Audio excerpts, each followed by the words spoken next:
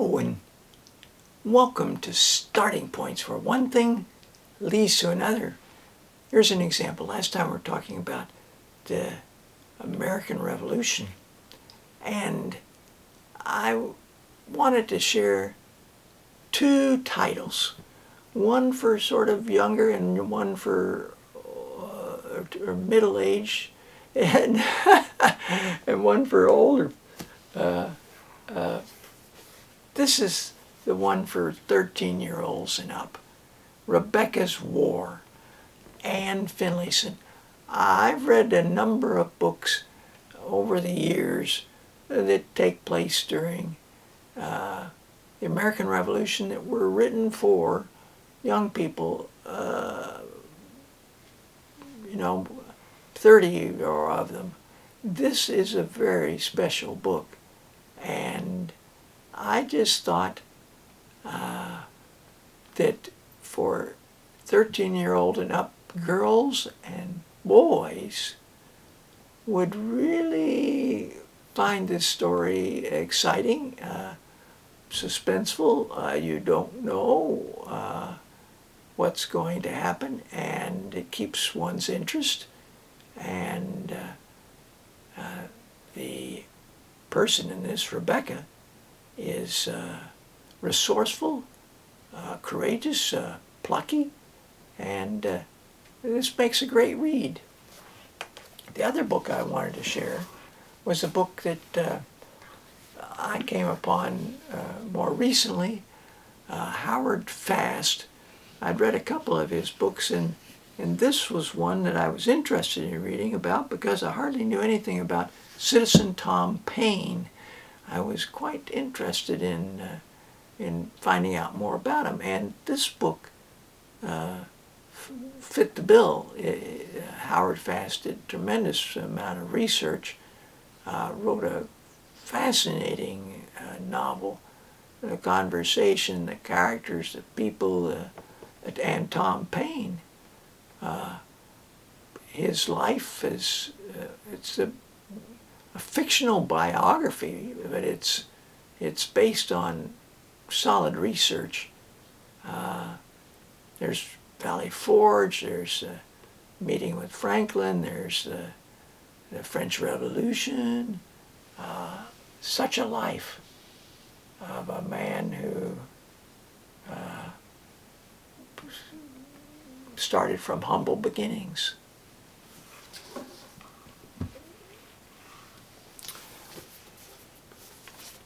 I read you a passage last time.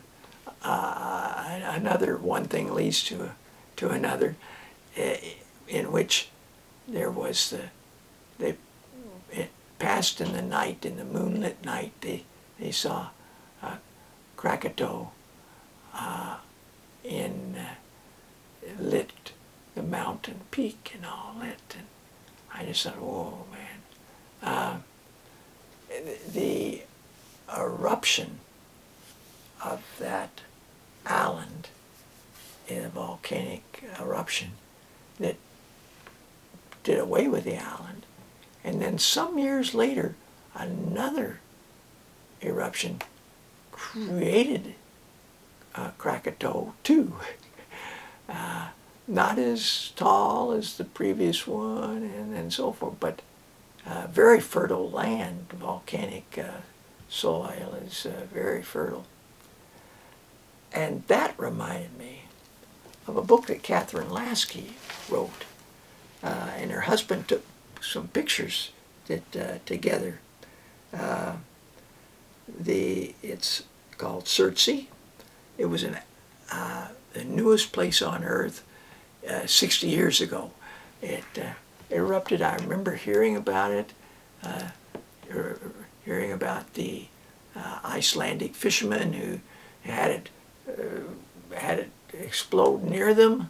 A number of the early pictures that they include in the book were taken by these fishermen, and newscasters who came by helicopter or boat or whatever.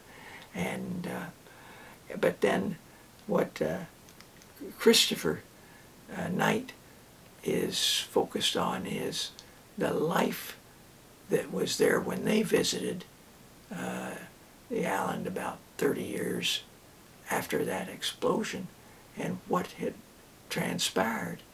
And it's a very inspiring book, and this will lead into something that I want to share next time.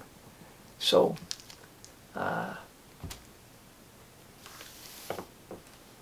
this book, also by Catherine Lasky, this time with an artist, Kevin Hawkes, Hawkes, is about a Greek boy who grows up living in Libya, curious, always interested in natural life, and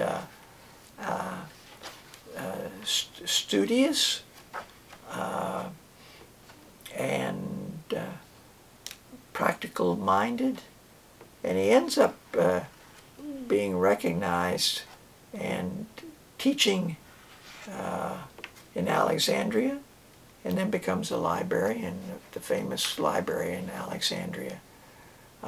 His name is Erathosthenes, and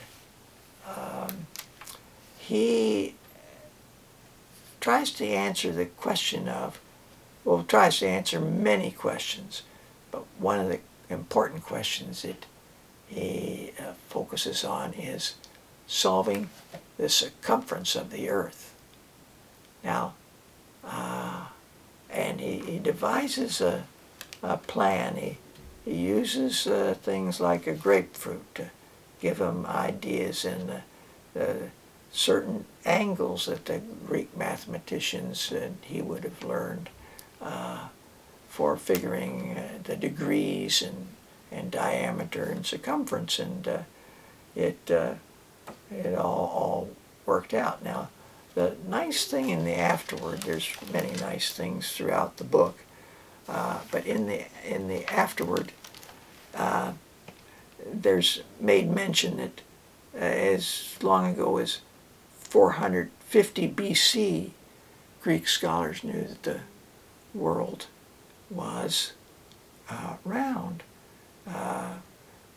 convinced by the changing positions of stars in the sky, the way ships disappeared as they moved further from the coast toward the horizon.